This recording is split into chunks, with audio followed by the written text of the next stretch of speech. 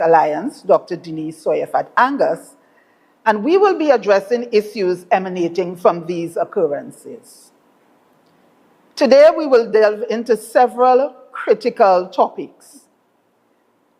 We will take a look at what it takes for the tourism sector to be the economic driver of Tobago.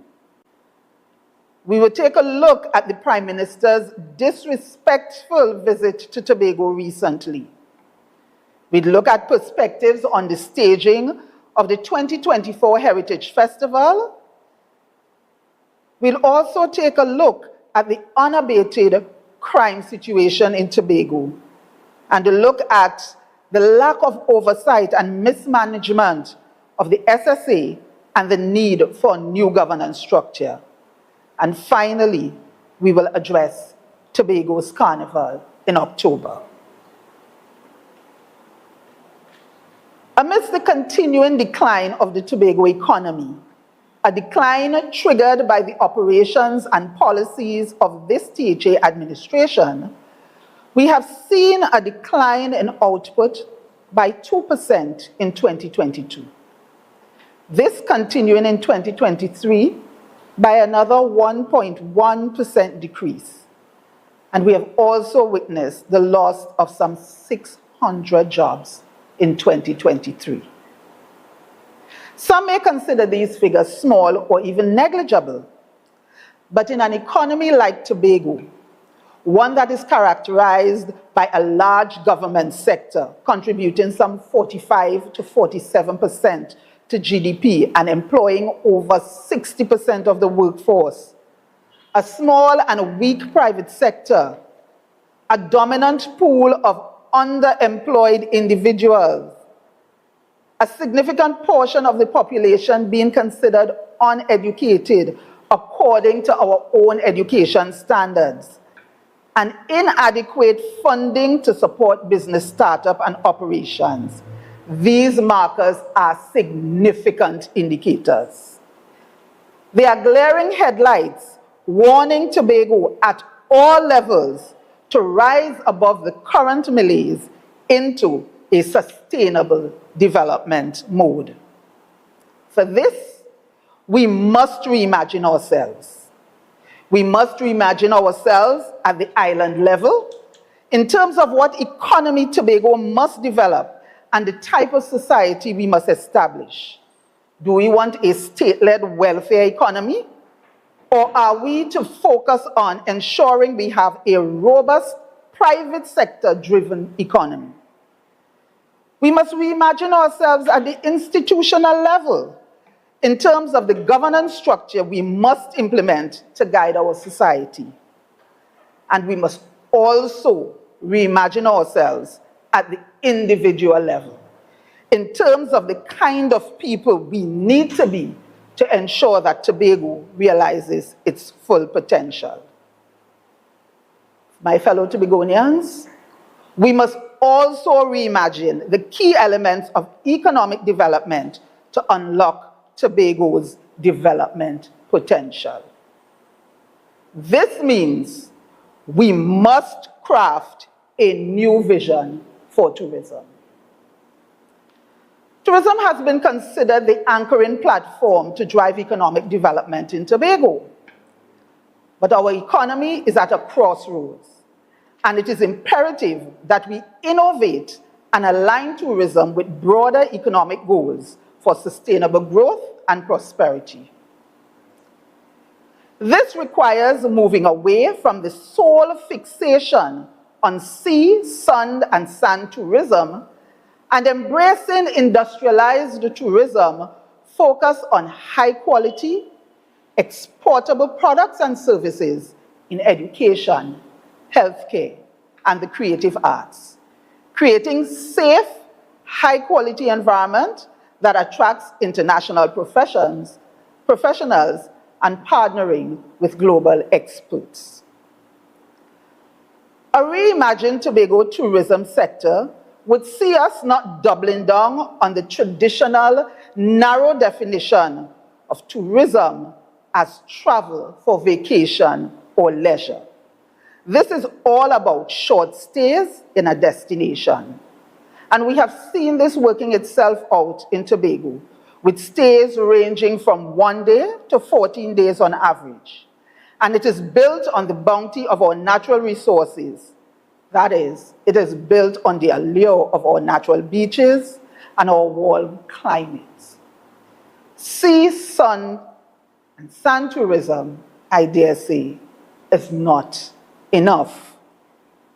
At its best, this type of tourism has a modest impact on the output of any economy. We see this in Jamaica. Jamaica welcomes over 1 million people annually. Yet, the impact of this type of tourism in Jamaica has left them with a GDP per capita of only US $5,300. Even our own experience in Tobago has left us with a GDP of only US $3,800. And this is led primarily by the large government sector and not tourism. So, at best, sea, sun, and sand tourism does not have the potential to bring us about the kind of sustainable development needed for Tobago to recognize its true potential. We must reimagine Tobago's tourism product that allows us to diversify not just within the sea, sun, and sand tourism, but also allow us to diversify away from it. The focus on eco and soft adventure, heritage and festival events, and wedding and romance experiences keeps us operating in a continuous cycle of short and infrequent peaks and prolonged valleys of low economic activity. We must diversify to embrace the broader definition of tourism that moves us to encouraging long stay in destination Tobago. That is, stay that can range from several weeks to several months or even years. We can achieve this with a focus on industrialized tourism. As I said, tourism that focuses on the production of exportable, high-quality services and the products in education, in healthcare, and in the creative arts. And we can embrace technology and digitization to enhance the experiences that can be generated in these sectors. We already see industrialized tourism working itself out in the Caribbean. Examples of these lie in the Cayman and Bermuda, where they focus on financial services to anchor their tourism base, and also Grenada, that focuses on educational services. Our journey to reimagining Tobago's tourism must also focus on improving government's efficiency and productivity.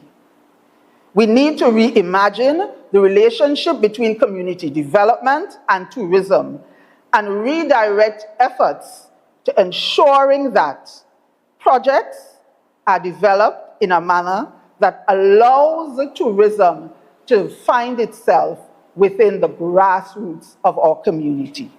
We must encourage entrepreneurship, and we must ensure that we engage in public-private partnership that can allow for the increase of efficiency and the increase in productive business operations. In reimagining Tobago's tourism, we must consider its financing. Development banking facilities are therefore very crucial to financing innovative tourism investments. A Tobago Development Bank that operates as a self-sustaining operation, independent of financing for its survival, is a must. We need to support community development projects and provide venture capital and angel financing for high-quality services. This requires a shift from the current budgetary arrangements to a more robust financing mechanism. Therefore, a Tobago Development Fund, a venture capital fund, an enterprise development grant and loan program that is primarily funded by state intervention is grossly inadequate and unsustainable. Another critical element that must be considered as we realign and reimagine Tobago's tourism is data collection and measurement. Tourism data for Tobago has been misrepresented and misunderstood. Let me say it again. Tourism data for Tobago has been misrepresented and misunderstood. The administration highlights an increase in visitor arrivals and cruise ship passengers. However, the true impact of these visitors on the local economy is questionable. I dare say, increased numbers do not necessarily equate to significant economic benefits if visitor spend is low. Accurate measurement of this sector, the tourism sector, is likely to reveal, and this may be surprising, that tourism contributes far less to GDP than we have been led to believe. It may not be the 13 to 14% normally indicated, but may be closer to 6% if we truly reflect only the aspects that are directly related to tourism. This means we need to implement comprehensive satellite accounts to accurately measure the impact of tourism on our economy. And this will provide valuable insight to guide the strategic planning, policy, and investment decisions. And finally, as we reimagine Tobago's tourism, we must focus to facilitate sustainable and inclusive growth. What do I mean by this? We must prioritize environmental sustainability and minimize the carbon footprint of tourism. We must promote eco-friendly practices and protect our natural heritage, ensuring that tourism aligns with global climate goals. Fellow Tobagonians, to genuinely unlock Tobago's development potential, we must move beyond the short-term fixes, and adopt a long-term sustainable strategy. By diversifying our tourism offering, enhancing government efficiency, establishing a robust financial framework, and prioritizing sustainability, we can create a vibrant and resilient economy that benefits all Tobagonians. As Tobagonians, we must therefore work together to build a future where Tobago is not just a destination for short-term visitors, but a thriving, sustainable community that attracts high-quality tourism and long-term investment. It is against this background that the IDA takes affront to the Prime Minister's recent tour of Tobago to present potential tourism opportunities without the involvement of the THA. At a time when there is a need to reimagine our tourism product and to engage our people in this critical task, we have a head of state with no appreciation for a new vision for tourism, promoting potential opportunities without our involvement. I dare say it is this kind of ill-advised maneuvering that has perpetuated the strained relationship between THA and central government. And that is why regular meetings between the Prime Minister and the Chief Secretary, as mandated by the Tobago House of Assembly Act, is so important. It allows for the appropriate planning and communications on matters before they are executed. Diversification and development of the Trinidad and Tobago economy demands that where such efforts must occur in the Tobago space. Tobago and its representatives must be duly and respectfully engaged and not dictated to. This again highlights the need for urgent and comprehensive constitutional reform that reorganizes the governance framework for the nation of Trinidad and Tobago, the island of Tobago, and the island of Trinidad, giving greater community rights and ensuring that the authority of those rights are enshrined in the Constitution. In fact, as we go around engaging with people on Tobago, they are the ones championing this very position, that there needs to be greater authority and greater power given to communities to direct the development in their space. And it is against this background that the IDA calls for the resumption of regular meetings between the Prime Minister and the Chief Secretary. It is needed now more than ever as we seek to develop a Tobago and a Trinidad and Tobago that is diversified and builds up on the assets of each community. Finally, let us take a look at Tobago's Heritage Festival 2025. As we reimagine Tobago's tourism sector, we cannot fail to address the staging of this year's Heritage Festival and the missed opportunities that have arisen. The recurring process where there seems to be limited consultation with stakeholders, and if consultation takes place at short notice before major events are enacted, is a worrying trend that has become, it seems, a de facto norm in the operation of this THA administration.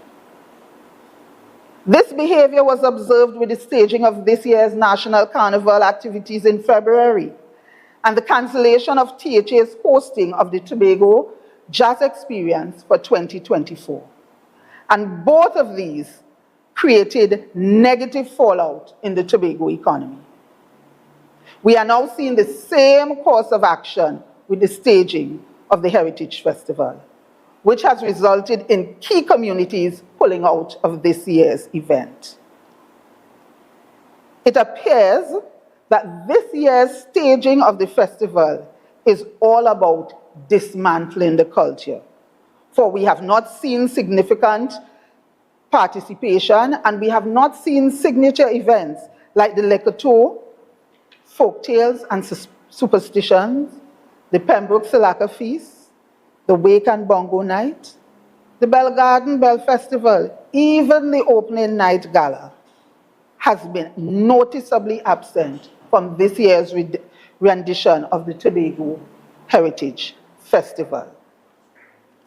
If we are to move communities and have them take greater responsibility for the management and execution of heritage activities, this must be preceded by adequate communication and consultation with stakeholders, where the administration shares truthfully the challenges it faces in executing the heritage activities and the need for stakeholders to identify workable alternatives.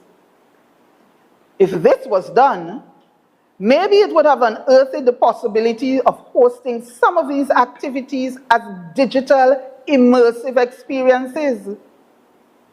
This is an approach, remind you, that is not new because it has been tried during the COVID period when we were forced to social distance. In pursuing digitalized products, it would allow our economy to earn valuable resources, and I dare say even foreign exchange, beyond the life of the execution of the event. It is these missed opportunities of creating and hosting virtual festivals and hybrid events that has kept our entire presentation or kept us from instilling new life into the Heritage Festival. It is missed opportunities like these that I dare say keeps our overall tourism offering stunted. And therefore, if we are to truly unearth Tobago's development potential, we need to, as I said, take a fresh look at who we are, what we want to achieve, and how we want to get there. Ladies and gentlemen, I thank you, and I open the floor for any questions the media may have before handing over to Dr. Soyefat Angus.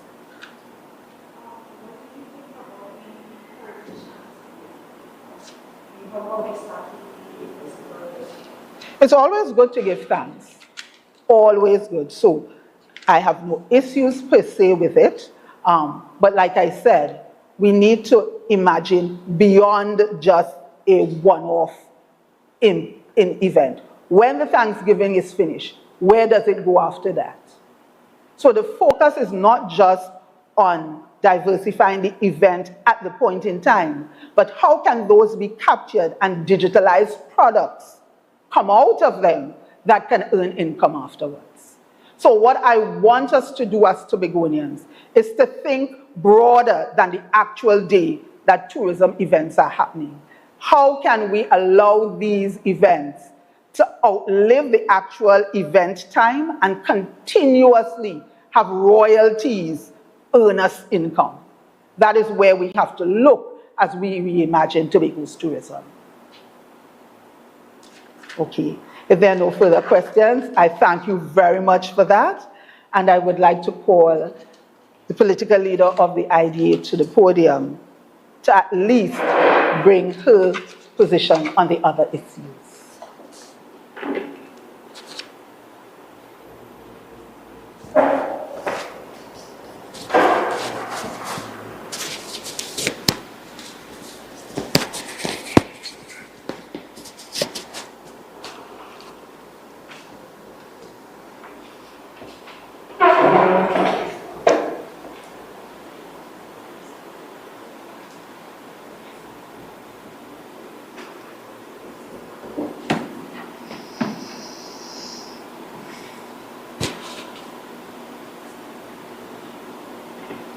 Pleasant good afternoon to those listening and viewing, members of the public, members of the press. Thank you all for being here today. The escalating crime crisis in Tobago is not just a statistic. It is a heartbreaking reality for families and communities across our island. As a mother, it has been an emotional roller coaster for me as I imagine what other mothers must be feeling out there, regardless of the circumstances under which they occurred. We all feel it. You know, just this morning, I was interviewed on the Morning Brew, and immediately after, I received a call from a community activist who commended me on the interview, but admonished me for saying that Tobago still feels safe. They pointed out that while in the past, Tobago felt safer than being in Trinidad, Tobagonians felt safer than being in Trinidad, the events of the past week, where shooters are no longer just targeting specific individuals, but are prepared to inflict collateral damage, people are panicking. Their children are panicking and concerned about even going out to play, because anyone can be in the right place at the wrong time. I want to thank that person for their call, as it further underscores the urgent need to address the crime crisis at our doorsteps with immediate and comprehensive action. The IDA has been at the forefront of advocating for significant challenges to curb the escalating crisis. Our position has always been clear. Tobago must be represented at the highest levels of national security decision-making. While we are heartened that finally Tobago was invited to a meeting with the National Security Council yesterday, we say it has been 10 lives too late. In February, following a motion of the House, the motion of the House to form a Tobago Crime Unit, and at the recording of the 6th murder, one shy of 50% of the total murders for 2023, the IDA took decisive action. And on March the 8th, 2024, we wrote to the Prime Minister of Trinidad and Tobago to highlight the illegality of the Tobago House of Assembly's approach. Copies of this letter were also sent to key officials, including the Chief Secretary himself, Farley Augustine, the Minister of National Security, Mr. Fitzgerald Hines, the Deputy Chief Secretary, Dr. Faith B. Israel, Minority Leader, Kelvin Morris, and the representative for Roxborough Delaford, Mr. Watson Duke. We received acknowledgements from Watson Duke and the Secretary to the Prime Minister, who indicated she would send it to his attention. However, all others, including the Chief Secretary, did not respond. Instead, the Chief Secretary chose to ridicule my name at a public meeting in Speyside, questioning whether the Prime Minister would respond to me. On March 18th, after giving sufficient time for responses to come in, we reported the situation to the media and distributed copies of the said letter that was sent to the Prime Minister. To date, we have never received a response from the Prime Minister or even the Minister of National Security. In our missive, the IDA highlighted that while the Tobago House of Assembly Act Section 25(2) gives responsibility to the THA to provide protection and security of assets under its control, namely fisheries, the environment, its people, and others, it is constrained under Section 26(1) of the Act, which states, and I quote, "The Assembly shall not have responsibility for matters set out in the 6th schedule, which includes national security." We further pointed out that the current circumstances of Tobago's existence have drastically changed since the Tobago House of Assembly Act was enacted. And given that the island now faces increased crime rates of a transnational nature, porous borders, and other security challenges, a revised approach with an appropriate legislative framework is required, since Tobago cannot address these issues on its own in isolation.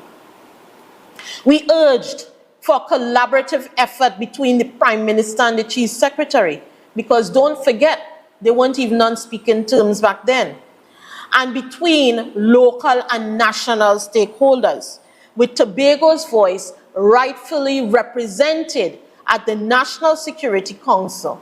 Without Tobago's direct input, we risk exacerbating an already dire situation. That was the essence of our recommendation. Yesterday, we finally saw the recipients of our letter take heed of the IDA's advice. Tobago sat at the National Security Council meeting to discuss our unique challenges. However, this response came after frivolous politics of the Chief Secretary, 4 months of silence from the Prime Minister, and at the cost of 10 more lives. As of today, we stand at 16 murders for the year, surpassing the 2023 figures of 14, and this is only the middle of the year. The IDA views the recent meeting in Tobago as a step in the right direction, but it came at an unnecessarily high cost. At the meeting, it was deeply disappointing to hear the learned Prime Minister referring to Tobago as a municipality, a statement that was both out of touch and totally unacceptable, in spite of his weak apology after his utterance. It is sad to say, if the leader of this country considers Tobago to be a municipality, then crapo smoke we pipe.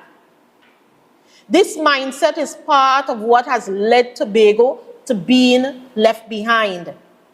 Tobago is not a municipality of Trinidad. It is half our nation. The idea is calling upon leaders and the people to move beyond lip service and give reality to our national anthem's words. Side by side, islands of the blue Caribbean Sea.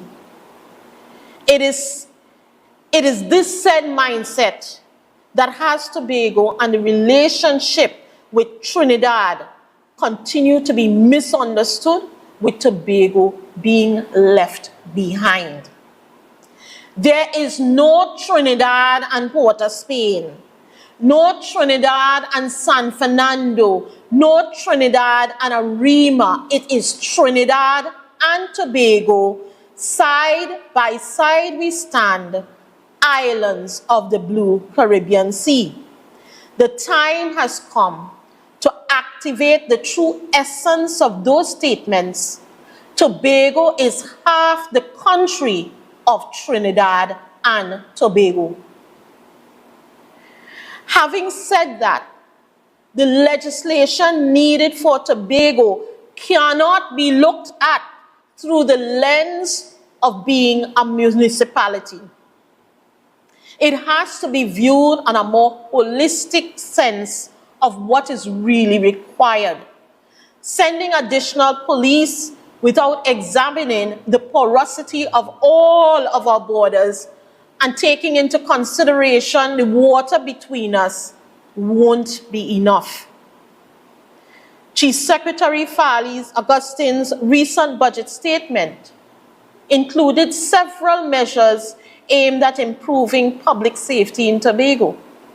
While these intentions are commendable, they lack the necessary legislative authority and support to be effective. The proposals to reinstate the Tobago Community Safety Program, establish community services support secretariats, and implement smart city technologies are well-intentioned, but are toothless bulldogs without the necessary legislative backing for a Tobago policing service. IDA strongly believes that having Tobago represented at the Security Council consistently will accelerate the process of obtaining the necessary legislative authority. Yesterday's meeting must be a start of continued conversations between the Prime Minister and the Chief Secretary, with Tobago's active representation ensuring our unique security needs are addressed and significant budgetary allocations are secured to combat crime effectively in Tobago. At present, the Tobago House of Assembly struggles to even pay for local security firms they have contracted. So this financial strain highlights the urgency of our situation, not just in increasing human resources, but also capital resources. The IDA therefore recommends the following measures: that Tobago have a dedicated seat to ensure our unique challenges and perspectives are considered in crucial security decisions, and therefore having that seat for Tobago's representation at the National Security Council agenda. Second, establishing an official Tobago Security Committee, one that is part of the security apparatus coming out of that seat at the National Security Council, one that collaborates with national counterparts. This committee would develop and implement localized strategies tailored to Tobago's specific needs. Creation of a local network for crime prevention, a technology-driven approach involving private security firms, businesses, fisherfolk, and community members is essential for crime detection and prevention. Promotion of community-based policing, building stronger ties between law enforcement agencies and local communities is crucial for trust, cooperation, and overall security enhancement. As a medical doctor, I always advocate that prevention is better than cure. We must recognize that crime is a symptom of a deeper societal disease. Addressing this issue requires understanding and tackling the underlying causes. The Tobago House of Assembly must take responsibility for the current state of the economy, which contributes significantly to the problem. A comprehensive approach to crime is essential, focusing on preventative measures that address economic conditions, social inequalities, and other root causes to effectively combat the disease of crime. And so additionally, the Tobago House of Assembly should focus on implementing youth intervention programs, targeting youth at risk to provide alternative pathways to success and breaking the cycle of violence. The education system has to be reformed. Just saying that we have a Tobago-centric education system is not enough. We have to emphasize academic rigor, relevance, including technical, vocational, artistic, and sports pursuits. Introduction of responsible parenting programs, empowering parents with tools and resources to nurture their children starting in the womb, and further supportive environments to prevent delinquency and antisocial behavior. Support for single parents, providing targeted assistance to address the unique challenges faced by single parents, ensuring the well-being of both parents and child. And these were recommendations that were placed in that original letter to all of them. Most importantly, the IDA advocates for a redesign of the government in Tobago and Trinidad to minimize personality-driven barriers to effective governance and establish a predictable, accessible pathway for citizens to interact with the government. An effective governance model would not allow the personalities of the Prime Minister and the Chief Secretary to be the barrier to an earlier crime intervention. An effective governance model would have ensured that IDA's concerns were addressed promptly rather than falling on deaf ears for so long and 10 lives later. Citizens currently feel unheard and lack a reliable avenue to voice their concerns. This is what we picked up in our community meetings across Tobago. We cannot expect citizens to report on issues only when it is convenient for the government without providing continuous access and a platform for their voices to be heard at all times. Many of them complain they have no access even to their representatives, much more to be heard on policy matters that affect their future.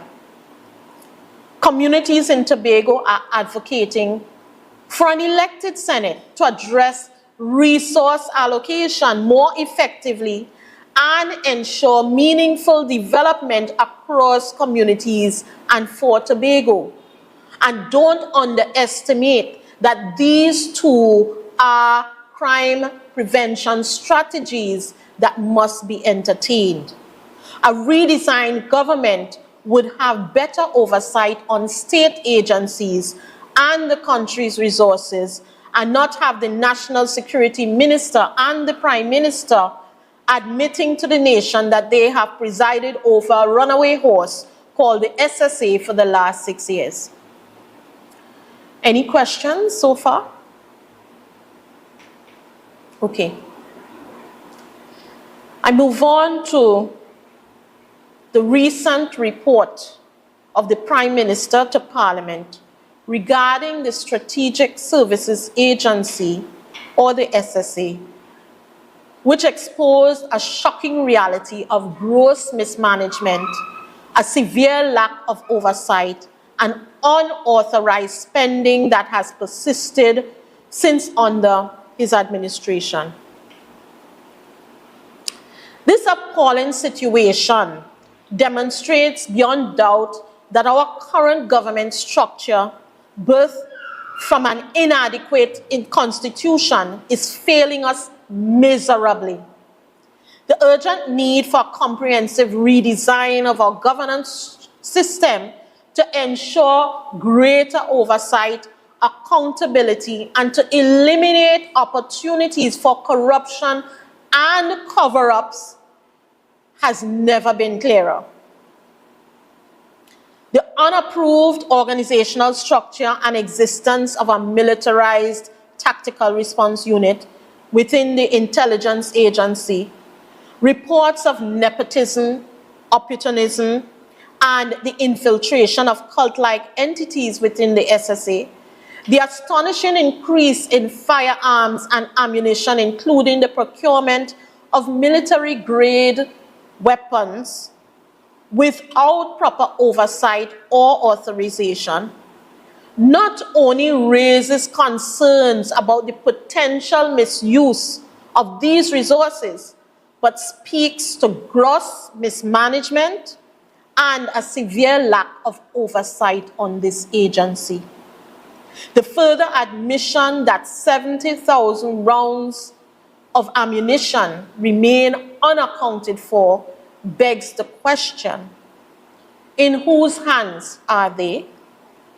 Is there a link to the escalation in crime across the country? And what impact does that have on Tobago's crime problem at this time? This agency, established to protect our nation, has been allowed to morph into a rogue entity, engaging in militarization, as they say, and unauthorized activities without the knowledge or approval of the National Security Council. This dereliction has not only compromised our national security, but has also squandered millions of taxpayers' dollars. Your dollars, my dollars, squandered. As we prepare for the upcoming budget, we must confront the painful truth. Our current system is broken. This is not an isolated incident, but indicative of a wider systemic failure. Are other agencies and ministries also engaging in unauthorized spending that we are unaware of? How many more millions, billions, have been wasted due to incompetence and lining the pockets of a few, while our nation struggles with economic challenges, inadequate health care, failing infrastructure, and an appalling social safety net. Where are the Auditor General's reports on all of this? It's been over 6 years this has been happening. Where was the Joint Select Committee? We cannot allow this to continue. The time for accountability is now. Those responsible for this travesty, from the highest levels of government to the individuals directly involved, must be held accountable. The Prime Minister must answer for his administration's failure to provide the necessary oversight and leadership to prevent such a shocking misuse and abuse of public funds. The current constitutional framework has given rise to a government structure that fails to provide adequate oversight and accountability. The so-called opportunity for constitutional reforms offered by the government must not be allowed to be a political carrot dangled to fool the masses. The time has come for meaningful changes to keep political administrations in check and to provide the necessary oversight to the public sector and state agencies. This revelation underscores the urgent need for, like I say, a comprehensive redesign of our government structure. One, to ensure the oversight, accountability, and to minimize the opportunities for corruption and cover-ups.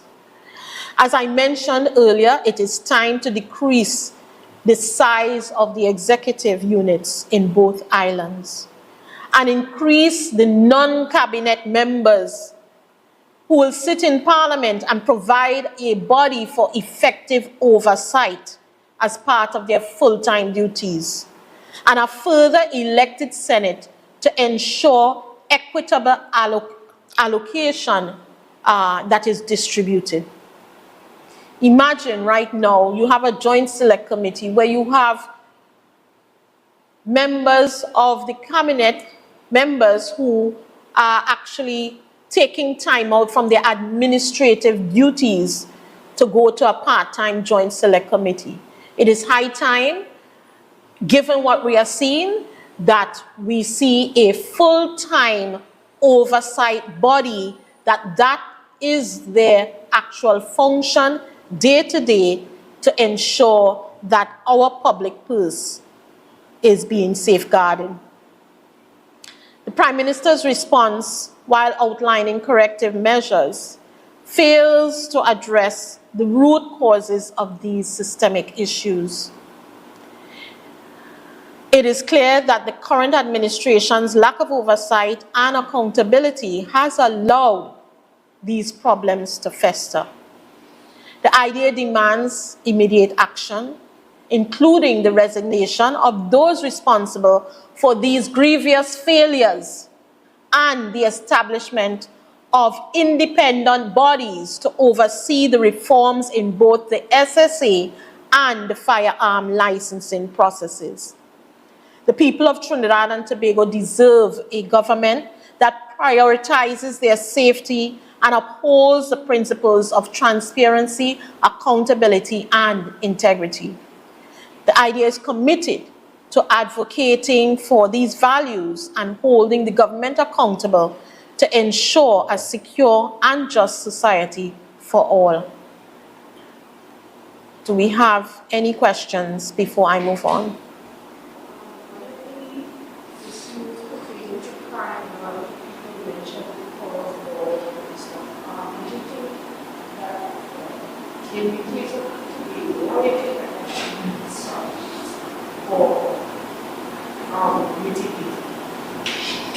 Well, we have to have conversations with the people. When we talk about porous borders, I mean, we had, every Thursday, we actually have a Zoom meeting online where we bring experts across the region to talk about different activities. We had an expert on crime, and a couple of them, and they spoke to the fact that we don't even know what is coming in at our different beaches around the island. The fact that persons could leave here, go to other islands, come back, and there's no immigration, no customs, nothing. They just have a boat that they can go and come. And therefore that has to be addressed, because even the Coast Guard does not appear to be functioning, because how else could we have different big boats, the African boat that came to us on the northeast side of the island, just drifted into our shores, no Coast Guard warning or anything. We then had the oil spill, again, no warning from Coast Guard until, it was upon us as a disaster. So clearly, Coast Guard activities are not working for us. And that is why we need a comprehensive look at Tobago's challenges, and not just thinking sending some police to Tobago right now is enough. We have to look at the whole picture. We are surrounded by water, and therefore that needs to be taken into consideration where we are concerned. And so hopefully that is what they are going to look at, and not just be short-sighted to think that police coming over is enough.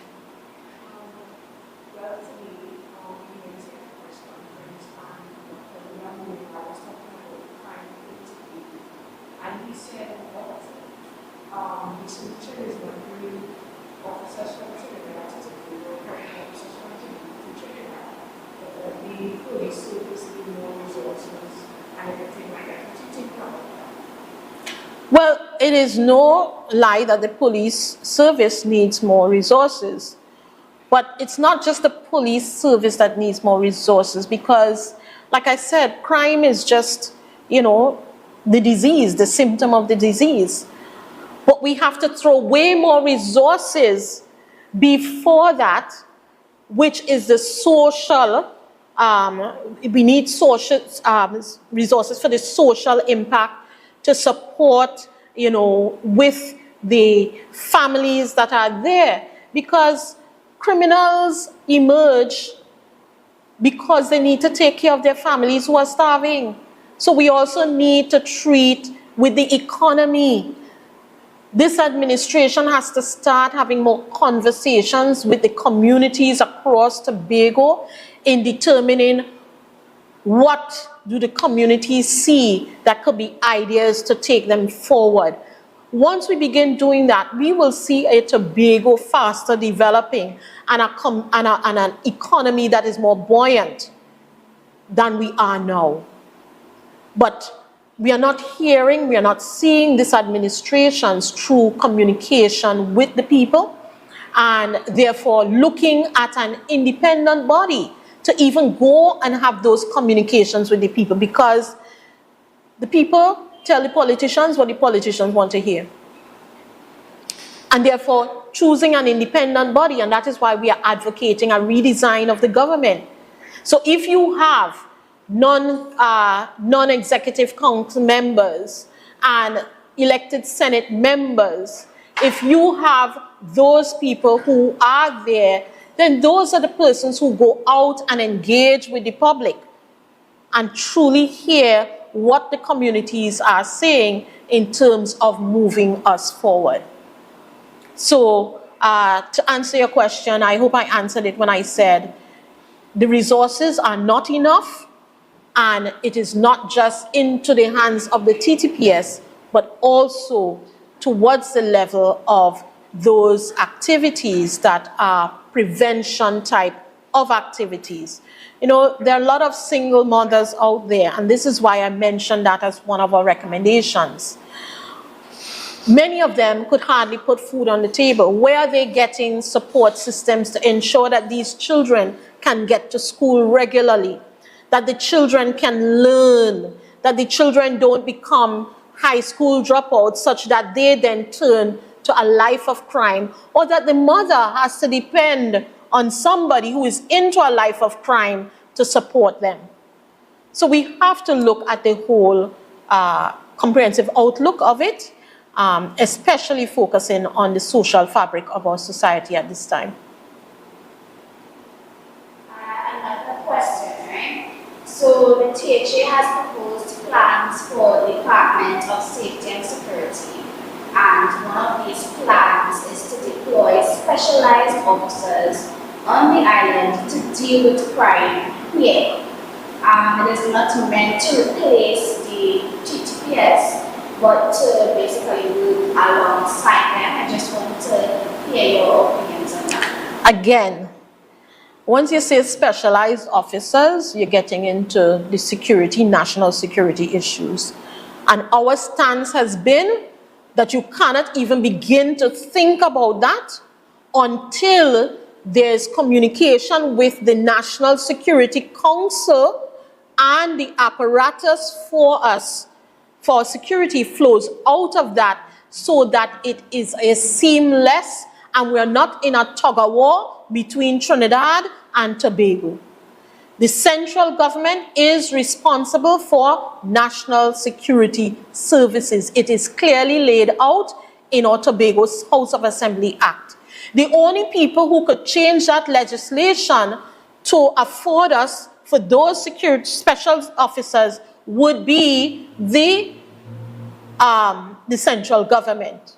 And therefore, we are spinning top in mud if we feel we could do something here along those lines and get the support from central government without having that conversation first at the level of central government so everything begins to roll out smoothly from there. That is going to take a significant chunk of our budget. If we are not in conversation with central government over it and doing our own thing, where is that money coming from?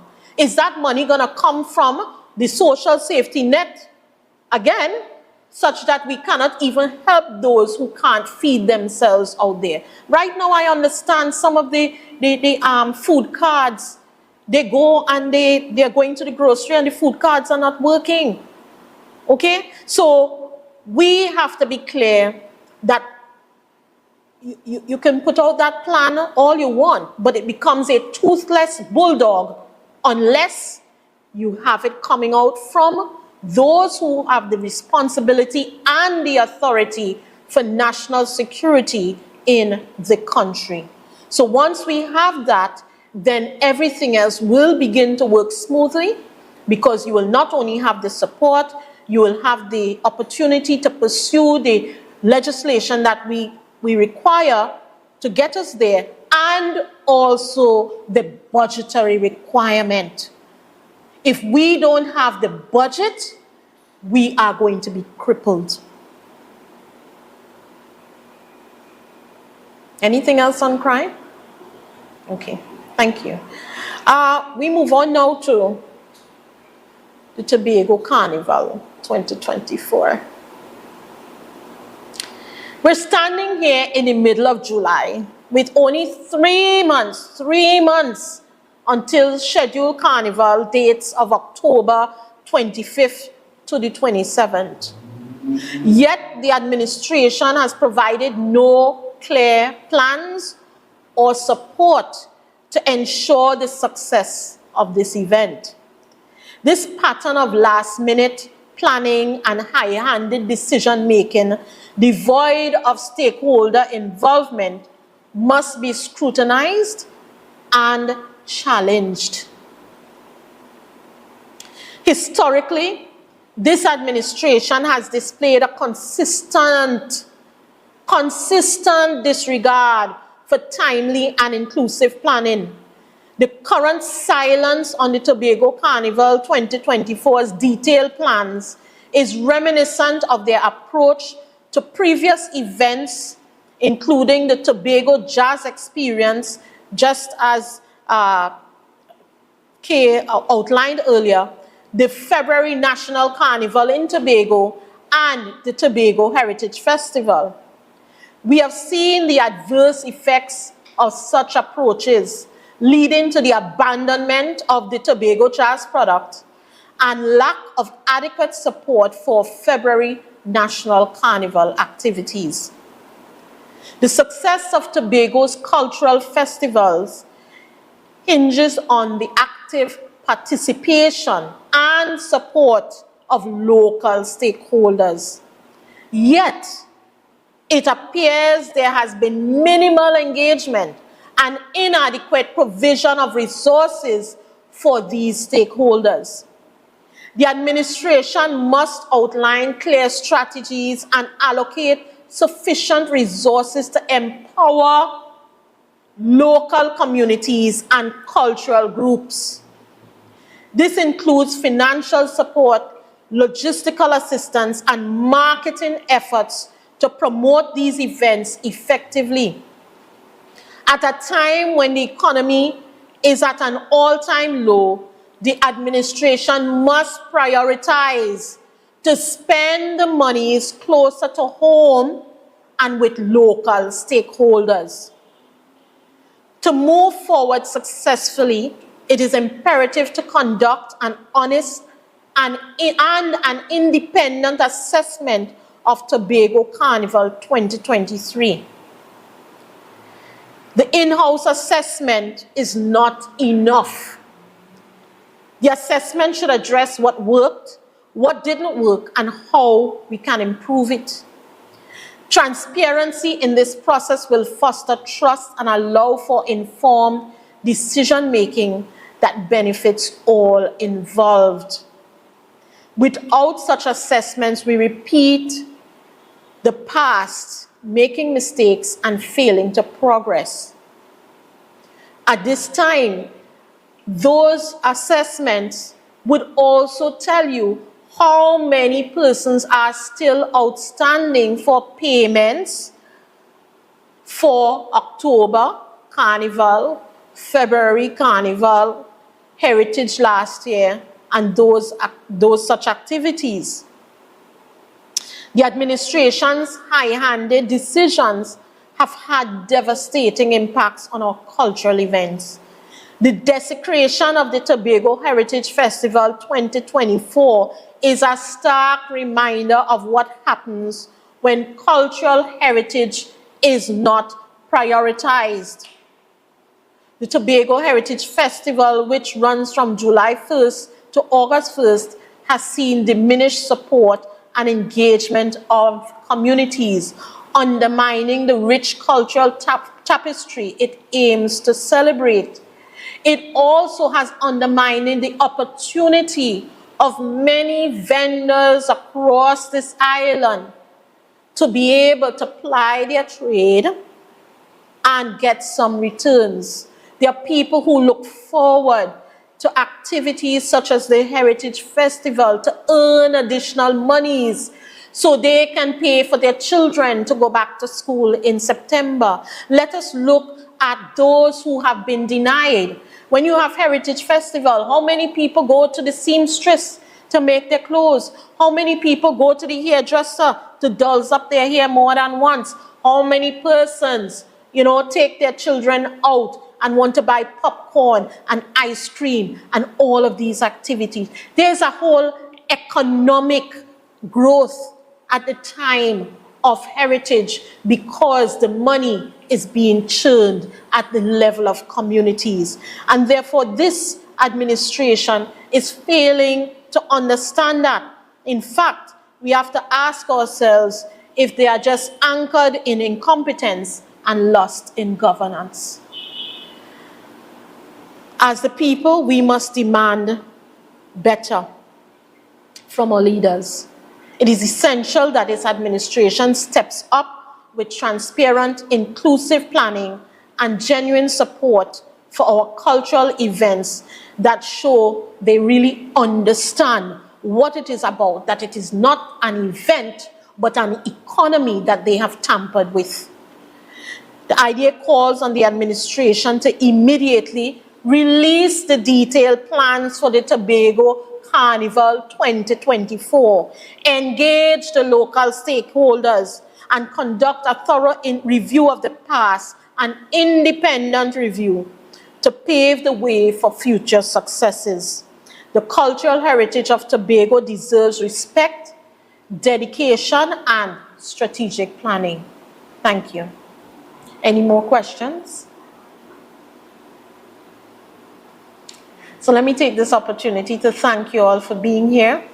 Thank you for your participation, and we look forward to seeing you at our next IDA press conference. Thank you.